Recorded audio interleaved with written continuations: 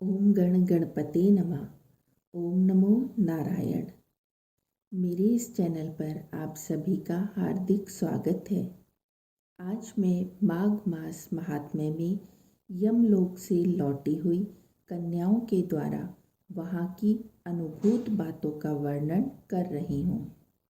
राजा दिलीप ने पूछा, मुने, यमलोक से लौटकर आई हुई उन साध्वी कन्याओं ने अपनी माताओं और बंधुओं से वहाँ का वृतांत कैसा बतलाया? पापियों की यातना और पुण्य आत्माओं की गति के संबंध में क्या कहा? मैं पुण्य और पाप के शुभ और अशुभ फलों को विस्तार के साथ सुनना चाहता हूँ। वशिष्ठ जी बोले, राजन, कन्याओं ने अपनी माताओं और बंधुओं से पुण्य पाप के शुभाशुभ फलों के विषय में जो कुछ कहा था वह ज्यों का त्यों तुम्हें बतलाता हूँ। कन्याओं ने कहा, माताओं, यमलोक बड़ा ही घोर और भय उत्पन्न करने वाला है। वहाँ सर्वदा चारों प्रकार के जीवों को विवश होकर जाना पड़ता है। गर्भ में रहने वाले अथवा जन्म लेने वाले शिशु, बालक, तरुण, अधेड़, बूढ़े, स्त्री, पुरुष और नपुंसक सभी तरह के जीवों को वहाँ जाना होता है।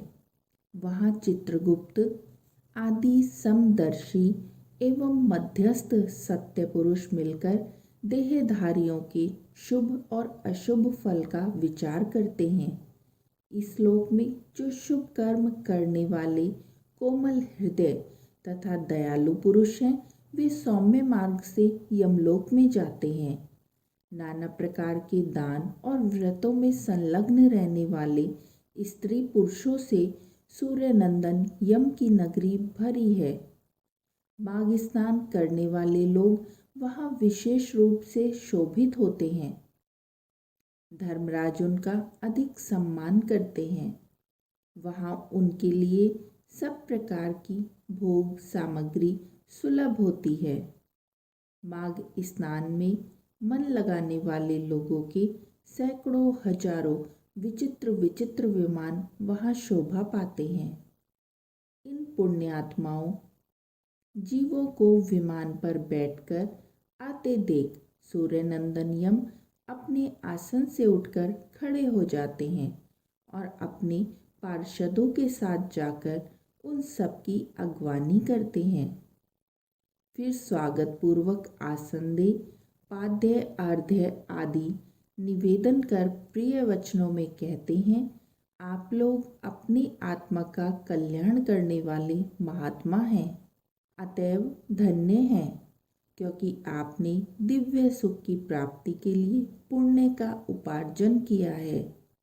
अतः आप इस विमान पर बैठकर स्वर्ग को जाइए।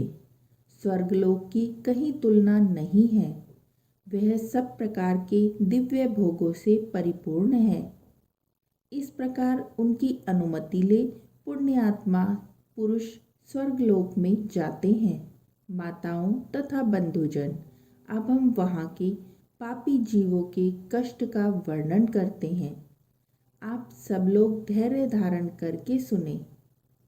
जो क्रूरतापूर्वक कर्म करने वाले और दान न देने वाले पापी जीव हैं वे वहाँ यमराज के घर में अत्यंत भयंकर दक्षिण मार्ग से जाते हैं। यमराज का नगर अनेक रूपों में स्थित है। उसका विस्तार चारों ओर से 86,000 योजन समझना चाहिए। पुण्य कर्म करने वाले पुरुषों को वह बहुत निकट सा जान पड़ता है, किंतु भयंकर मार्ग से जाने वाले पापी जीवों के लिए वह अत्यंत दूर है। वह मार्ग कहीं तो तीखे कांटों से भरा होता है और कहीं रेत और कंकड़ों से, कहीं पत्थरों के ऐसे टुकड़े बिछे होते हैं जिनका किनारा छुरों की धार के समान तीखा होता है। कहीं बहुत दूर तक कीचड़ ही कीचड़ भरी रहती है, कहीं घातक अंकुर उगे होते हैं और कहीं कहीं लोहे की सुई के समान नुकीले कुशों से सारा मार्ग ढका होता है। इतना ही नहीं, कहीं कहीं बीच रास्ते में वृक्षों से भरे हुए पर्वत होते हैं जो किनारे पर भारी जल प्रताप के कारण अत्यंत दुर्गम जान पड़ते हैं। कहीं रास्ते पर दहकते हुए अंगारे बिछे रहते हैं। ऐसे मार्ग से पापी जीवों को दुखित होकर जाना पड़ता है। कहीं ऊंचे नीचे गड्ढे, कहीं फिसला देने वाले चिकने ठेले, कहीं खूब तपी हुई बालू और कहीं तीखी कीलों से वह मार्ग व्याप्त रहता है। कहीं कहीं अनेक शाखाओं में फैले हुए सैकड़ों वन और दुखदाई अंधकार है, जहाँ कोई सहारा देने वाला भी नहीं रहता। कहीं तपे हुए लोहे के कांटेदार वृक्ष, कहीं दनावल, कहीं तपी हुई शिला और कहीं हिम से वह मार्ग आच्छादित रहता है। कहीं ऐसी बालू भरी रहती है जिसमें चलने वाला जीव कंठ तक धंस जाता है और बालू कान के पास तक आ जाती है। कहीं गर्म जल और कहीं कंडों की आग से यमलोक का मार्ग व्याप्त रहता है। कहीं धूल भरी मिट्टी, प्रचंड वायु का बवंडर उठता है और कहीं बड़े बड़े पत्थरों की वर्षा होती है। उन सब की पीड़ा सहते हुए पापी जीव यमलोक में जाते हैं। रेत की भारी वृष्टि से सारा अंग भर जाने के कारण पापी जीव रोते हैं। महान मेघों की भयंकर गर्जना से वे बारंबार थर्रा उठते हैं। कहीं तीखे अस्त्र शस्त्रों की वर्षा होती है जिससे उनके सारे शरीर में घाव हो जाते हैं। तत्पश्चात उनके ऊपर नमक मिले हुए पानी की मोटी धाराएं बरसाई जाती हैं। इस प्रकार कष्ट सहन करते हुए उन्हें जाना पड़ता है। कहीं अत्यंत ठंडी, कहीं रूखी और कहीं कठोर वायु का सब ओर से आघात सहते हुए पापी जीव सूखते और रोते हैं। इस प्रकार वह मार्ग बड़ा ही भयंकर है। वहाँ राह खर्च नहीं मिलता, कोई सहारा देने वाला भी नहीं रहता। वह सब ओर से दुर्गम और निर्जन है। वहाँ और कोई मार्ग आकर नहीं मिलता है। वह बहुत बड़ा और आश्रय रहित है। वहाँ अंधकार ही अंधकार भरा रहता है। वह महान कष्टप्रद और सब प्रकार के दुखों का आश्रय है। ऐसे ही मार्ग से यम की आज्ञा का पालन करने वाले अत्यंत भयंकर यमदूतों द्वारा समस्त पाप परायण मूढ़ जीव बलपूर्वक लाए जाते हैं। वे एकाकी, पराधीन तथा मित्र और बंधु बांधवों से रहित होते हैं। अपने कर्मों के लिए बारंबार शोक करते और रोते हैं। उनका आकार प्रेत जैसा होता है। उनके शरीर पर वस्त्र नहीं रहता। कंठ, होठ और तालू सूखे होते हैं। वे शरीर से दुर्बल और भयभीत होते हैं तथा क्षुधा की आग से जलते रहते हैं। बलोन्मत्त यमदूत कहीं कहीं पापी मनुष्यों को चित्त सुलाकर उनके पैरों में साकल बांध देते हैं और उन्हें घसीटते हुए खींचते हैं। कितने ही दूसरे जीव ललाट में अंकुश चुभाए जाने के कारण क्लेश भोगते हैं। कितनों की बाहें पीठ की ओर घुमाकर बांध दी जाती हैं और उनके हाथों में कील ठोक दी जाती हैं। साथ ही पैरों में बेड़ी भी पड़ी होती हैं। इस दशा में भूख का कष्ट सहन करते हुए उन्हें जाना पड़ता है। कुछ दूसरे जीवों के गले में रस्सी बांधकर उन्हें पशुओं की भांति घसीटा जाता है और वे अत्यंत दुख उठाते रहते हैं। कितने ही दुष्ट मनुष्यों की जीवा में रस्सी बांधकर उन्हें खींचा जाता है। किन्हीं की कमर में भी रस्सी बांधी जाती है और उन्हें गर्दनियां देकर इधर उधर ढकेला जाता है। यमदूत किन्हीं की नाक बांधकर खींचते हैं और किन्हीं के गाल तथा होठ छेदकर उसमें रस्सी डाल देते हैं और उन्हें खींचकर ले जाते हैं। तपे हुए सींगचों से कितने ही पापियों के पेट छिदे होते हैं। कुछ लोगों के कानों और ठोडियों में छेद करके उनमें रस्सी डालकर खींचा जाता है। किन्हीं के पैरों और हाथों के अग्रभाग काट लिए जाते हैं। किन्हीं के कंठ, होठ और तालुओं में छेद कर दिया जाता है। किन्हीं किन्हीं के अंडकोश कट जाते हैं और कुछ लोगों के समस्त अंगों की संधियां काट दी जाती हैं। किन्हीं को भालों से छेदा जाता है, कुछ बाणों से घायल किए जाते हैं और कुछ लोगों को मुदगरों तथा लोहे के डंडों से बारंबार पीटा जाता है और वे निराश्रय होकर चीखते चिल्लाते हुए इधर उधर भागा करते हैं। प्रज्वलित अग्नि के समान कांति वाले भांति भांति के भयंकर आरों और भिंदी पालों से उन्हें विदीर्ण किया जाता है और वे पापी जीव पीप तथा रक्त बहाते हुए घाव से पीड़ित होते और कीड़ों से डसे जाते हैं। इस प्रकार उन्हें विवश करके यमलोक में ले जाया जाता है। वे भूख प्यास से पीड़ित होकर अन्न और जल मांगते हैं, धूप से बचने को छाया के लिए प्रार्थना करते हैं और शीत से व्यथित होकर तापने के लिए अग्नि मांगते हैं। जिन्होंने उक्त वस्तुओं का दान नहीं किया होता, वे उस पाथेय रहित पथ पर इसी प्रकार कष्ट सहते हुए यात्रा करते हैं। इस प्रकार अत्यंत दुखमय मार्ग से चलकर जब वे प्रेतलोक में पहुंचते हैं, तब दूत उन्हें यमराज के आगे उपस्थित करते हैं। उस समय वे पापी जीव यमराज को भयानक रूप में देखते हैं। भयानक यमदूत, जो काजल के समान काले, महान वीर और अत्यंत क्रूर होते हैं, हाथों में सब प्रकार के अस्त्र शस्त्र लिए मौजूद रहते हैं, ऐसे ही परिवार के साथ बैठे हुए यमराज तथा चित्रगुप्त को पापी जीव अत्यंत भयंकर रूप में देखते हैं। उस समय भगवान यमराज और चित्रगुप्त उन पापियों को धर्मयुक्त वाक्यों से समझाते हुए बड़े जोर जोर से फटकारते हैं। वे कहते हैं, ओ खोटे कर्म करने वाले पापियों, तुमने दूसरों के धन हड़प लिए हैं और सुंदर रूप के घमंड में आकर पराई स्त्रियों के साथ व्यभिचार किया है। मनुष्य अपने आप को कुछ कर्म करता है, उसे स्वयं ही भोगता है, फिर तुमने अपने ही भोगने के लिए पाप कर्म क्यों किया और अब अपने कर्मों की आग में जलकर इस समय तुम लोग संतप्त क्यों हो रहे हो? भोगो अपने उन कर्मों को, इसमें दूसरे किसी का दोष नहीं है। ये राजलोक भी अपने भयंकर कर्मों से प्रेरित हो मेरे पास आए हैं। इन्हें अपनी खोटी बुद्धि और बल का बड़ा घमंड था। अरे ओ दुराचारी राजाओं, तुम लोग प्रजा का सर्वनाश करने वाले हो। अरे थोड़े समय तक रहने वाले राज्य के लिए तुमने पाप क्यों किया?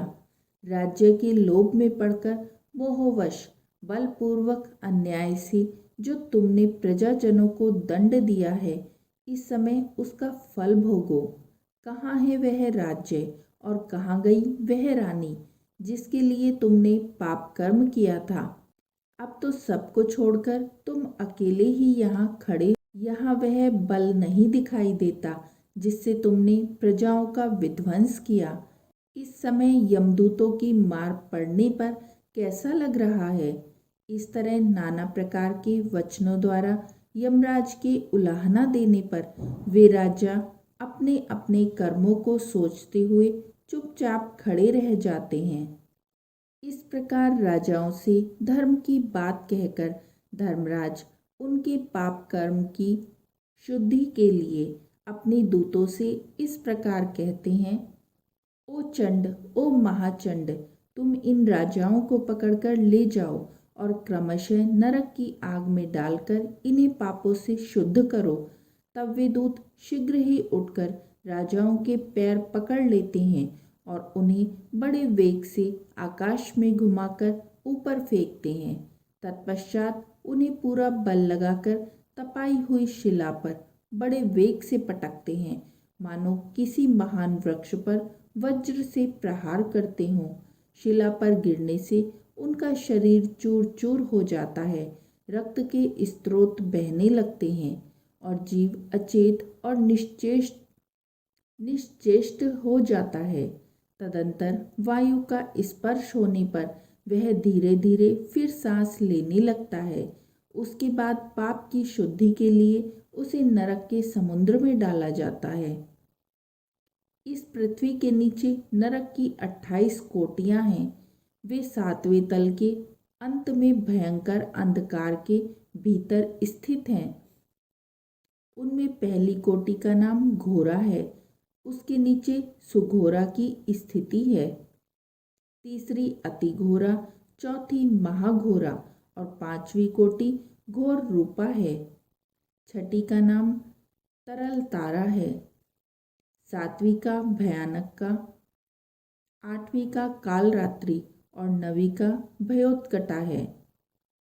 उसके नीचे 10वीं कोटि चंडा है, उसके भी नीचे महाचंडा है। 12वीं का नाम चंड को लाहला है। उसके बाद प्रचंडा, नरनायिका, कराला, विकराला और वज्रा है। 3 अन्य नरकों के साथ वज्रा की 20वीं संख्या है। इनके सिवा त्रिकोणा, पंचकोणा, सुदीर्घा, परिवर्तुला, सप्तभौमा, अष्टभौमा, दीप्ता और माया, ये 8 और हैं। इस प्रकार नरक की कुल 28 कोटियां बताई गई हैं। उपयुक्त कोटियों से प्रत्येक के 5-5 नायक हैं। उनके नाम सुनो। उनमें पहला रौरव है, जहाँ देहधारी जीव रोते हैं। दूसरा महारौरव है, जिसकी पीड़ाओं से बड़े बड़े जीव भी रो देते हैं।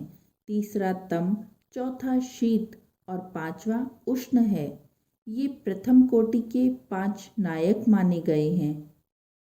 इनके सिवा सुघोर, सुतम, तीक्ष्ण, पद्म, संजीवन, षट, महामाय, अतिलोम, सुभीम, कंटकट, तीव्रवेग, कराल, विकराल, प्रकंपन, महापद्ध, सुचक्र, कालसूत्र, प्रतर्दन, सुचिमुख, सुनेमी, खादक, सुप्रदीपक, कुंभिपाक, सुपाक, अति दारुणकूप, अंगार राशि, भवन, ऐसरक पीयूहर्त, विरामय, तुंड शकुनी, महासंवर्तक, क्रतु, तप्त जतु, पंकलेप, पुतिमास, द्रव्य, त्रपु, उच्छ्वास, निरुच्छ्वास, सुदीर्घ,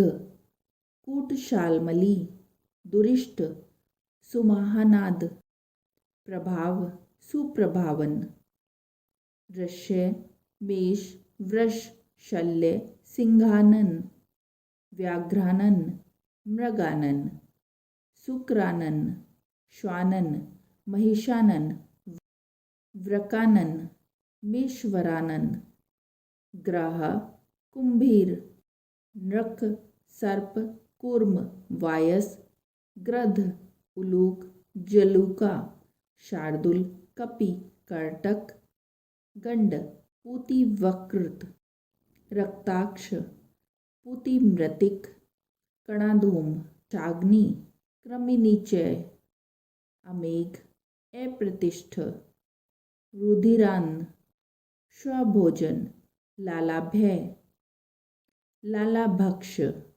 आत्मभक्ष, सर्वभक्ष, सुदारुण, संकष्ट, सुविलास, सुकट, संकट, कट, पुरीश, कटाह, कष्टदायिनी, वैतरणी नदी, सुतप्त लौह शंकु, अयम शंकु, प्रपूर्ण, घोर, असितालवन, अस्थिभंग, प्रपिंडक, नीलयंत्र, अतसीयंत्र, इषुयंत्र, कूट, अंश प्रमदन, महाचूर्णी, सुचूर्णी, तप्त लोहमयी, शिला, शूरधाराभ पर्वत, मल पर्वत्र, विष्ठाकोप, अंधकोप, पूयकोप, शातक, मूसलोलूखल, यंत्रशिला, शकटलांगल, तालपत्रा सिवन,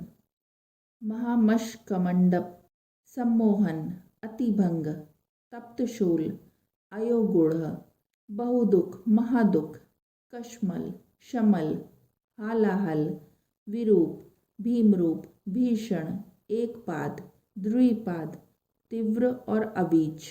यह अवीच अंतिम नरक है। इस प्रकार ये क्रमशः 5-5 के 28 समुदाय माने गए हैं। एक एक समुदाय एक एक कोटि का नायक है। रीरव से लेकर अवीची तक कुल 140 नरक माने गए हैं। इन सब में पापी मनुष्य अपने अपने कर्मों के अनुसार डाले जाते हैं और जब तक भांति भांति की यातनाओं द्वारा उनके कर्मों का भोग समाप्त नहीं हो जाता तब तक वे उसी में पड़े रहते हैं।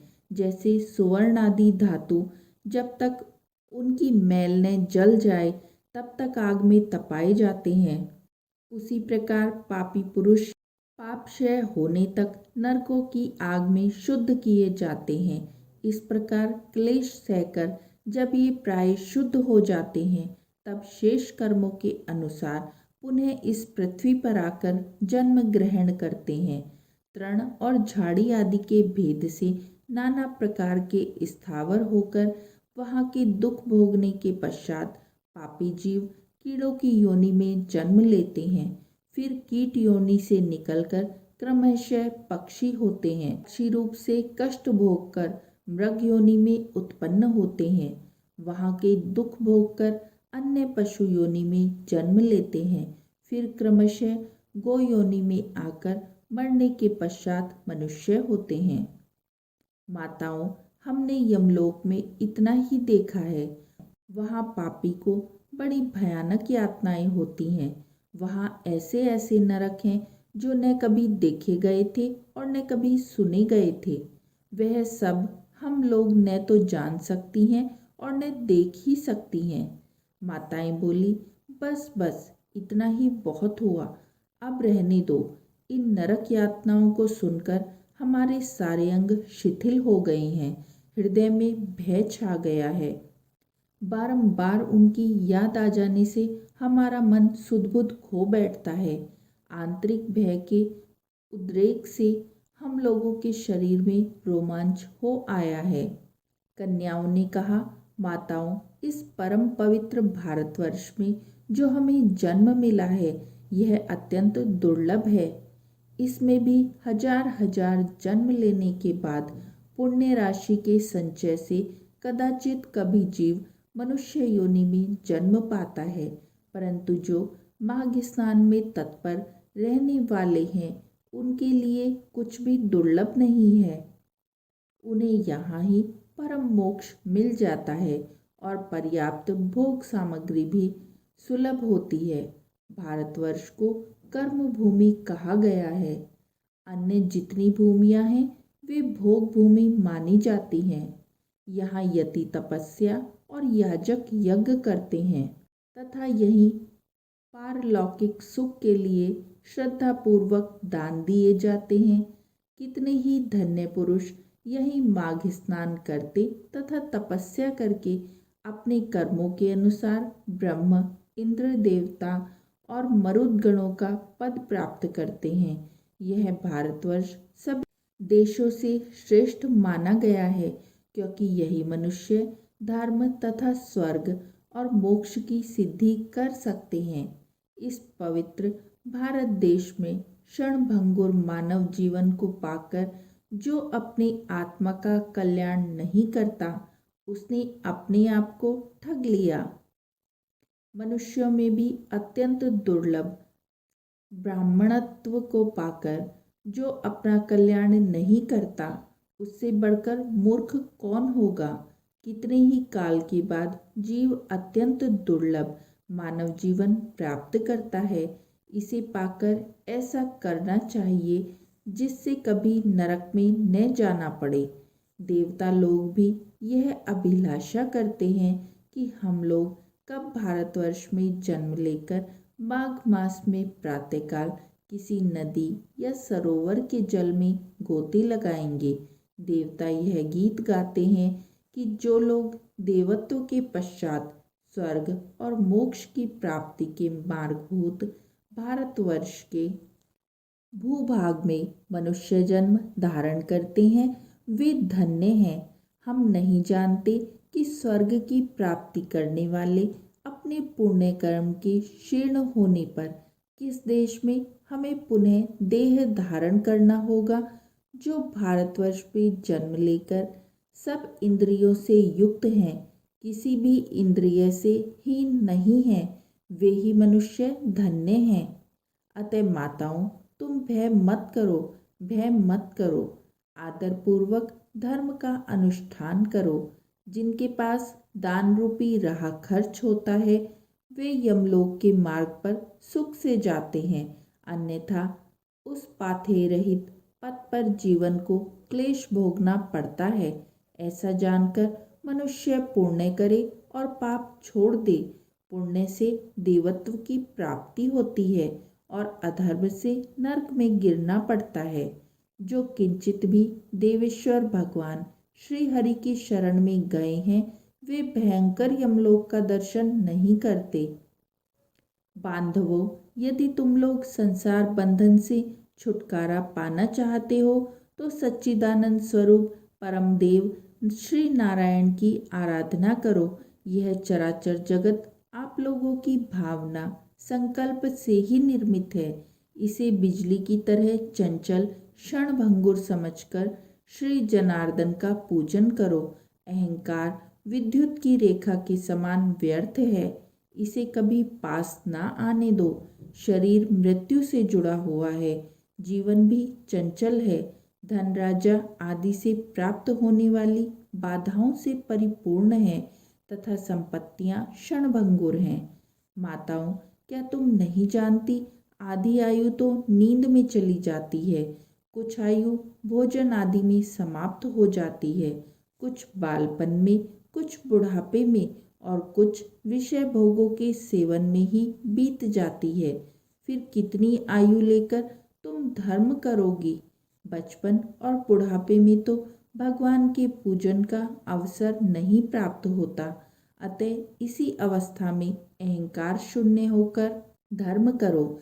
संसार रूपी भयंकर गड्ढे में गिरकर नष्ट न हो जाओ। यह शरीर मृत्यु का घर है तथा आपत्तियों का सर्वश्रेष्ठ स्थान है। इतना ही नहीं, यह रोगों का भी निवास स्थान है। माताओं, फिर किस लिए इसे स्थित समझकर तुम पाप करती हो। यह संसार निसार है और नाना प्रकार के दुखों से भरा है। इस पर विश्वास नहीं करना चाहिए, क्योंकि एक दिन तुम्हारा निश्चय ही नाश होने वाला है।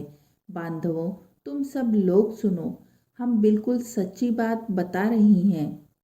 शरीर का नाश बिल्कुल निकट है, अतः श्री जनार्दन का पूजन अवश्य करना चाहिए। सदा ही श्री विष्णु की आराधना करते रहो। यह मानव जीवन अत्यंत दुर्लभ है। बंधुओं, स्थावर आदि योनियों में अरबों खरबों बार भटकने के बाद किसी तरह मनुष्य का शरीर प्राप्त होता है। मनुष्य होने पर भी देवताओं के पूजन और दान में मन लगना तो और भी कठिन है। माताओं, योग बुद्धि सबसे दुर्लभ है। जो दुर्लभ मनुष्य शरीर को पाकर सदा ही श्री हरि का पूजन नहीं करता वह आप ही अपना विनाश करता है। उससे बढ़कर मूर्ख कौन होगा। तुम लोग दंभ का आचरण छोड़कर चक्र सुदर्शनधारी भगवान विष्णु की पूजा करो। हम लोग बारंबार भुजाएं उठाकर तुम्हारे हित की बात करती हैं। सर्वथा भक्तिपूर्वक भगवान विष्णु का पूजन करना चाहिए और मनुष्यों के साथ ईर्ष्या का भाव छोड़ देना चाहिए। सबके धारण करने वाले जगदीश्वर भगवान आच्युत्य की आराधना किए बिना संसार सागर में डूबे हुए तुम सब लोग कैसे पार जाओगे। माताओं, अधिक कहने की क्या आवश्यकता। हमारी यह बात सुनो। जो प्रतिदिन तन्मय होकर भगवान गोविंद के गुणों का गान तथा नामों का संकीर्तन सुनते हैं, उन्हें वेदों से, तपस्या से, शास्त्रोक्त दक्षिणा वाले यज्ञों से, पुत्र और स्त्रियों से, संसार के कृत्यों से तथा घर, खेत और बंधु बांधवों से क्या लेना है। इसीलिए तुम लोग भय छोड़कर श्री केशव की आराधना करो। शालग्राम शिला का निर्मल और शुद्ध चरणामृत पियो तथा भगवान विष्णु के दिन एकादशी को उपवास किया करो। जब सूर्य मकर राशि पर स्थित हो उस समय प्रतिदिन प्रातःकाल स्नान करो। साथ ही पति की सेवा में लगी रहो। नरक का भय तो तुम्हें दूर से ही छोड़ देना चाहिए, क्योंकि सब पापों का नाश करने वाली परम पवित्र एकादशी तिथि प्रत्येक पक्ष में आती है। फिर तुम्हें नरक से भय क्यों हो रहा है? घर से बाहर के जल में स्नान करने से पुण्य प्रदान करने वाला माघ मास भी प्रतिवर्ष आता है। फिर तुम्हें नरक से भय क्यों होता है? वशिष्ठ जी कहते हैं, राजन, वे कन्याएं अपनी माताओं से इस प्रकार कहकर पुनः माघ स्नान, उपवास आदि व्रत, धर्म तथा दान करने लगी। इस प्रकार माघ मास महात्म्य में ये पाठ अब समाप्त होता है। कोई त्रुटि हो गई हो तो क्षमा कीजिए। बोलिए नारायण नारायण।